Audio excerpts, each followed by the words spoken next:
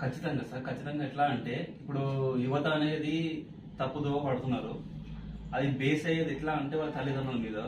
ఫస్టే వాళ్ళు వాళ్ళని బిజీ చేయాలి. అంటే బిజీ అంటే వాళ్ళని ఏ విధంగా అయినా సరే అంటే విడిచిపెట్టకుండా ఒక గేమ్ కరాటే కాకుండా వాళ్ళు మార్షల్ ఆర్ట్స్ కాకుండా వాళ్ళు ఏదైనా ఒక గేమ్కి అలవాటు చేయడమైనా లేదా గ్రౌండ్కి అలవాటు చేయడమైనా లేదా చదువుకైనా అలవాటు చేయడమైనా ఇంకేమన్నా మెంటల్ గేమ్స్ అయినా సరే ఫిజికల్ గేమ్స్ అయినా సరే దేనికి ఒక దానికి అలవాటు చేస్తే ఏమైతే అంటే వాళ్ళకి క్రమశిక్షణ అనేది మొదలవుతుంది ఫస్ట్.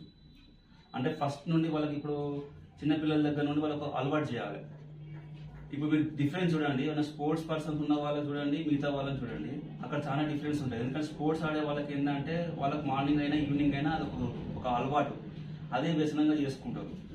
అదే గేమ్ ఏం అలవాటు లేని వాళ్ళు లేకపోతే ఏమైనా ఆటలు లేని వాళ్ళు ఏం చేస్తారంటే వేరే వాడికి దోవపడతారు. సిగరెట్ తాగడం అనేది, గుట్కా తినడం అనేది, లేకపోతే ఇంకా దేనికైనా సరే వాళ్ళు ఆ అలవాటు మన పేరెంట్సే చేస్తారు, తల్లిదండ్రులే చేస్తారు.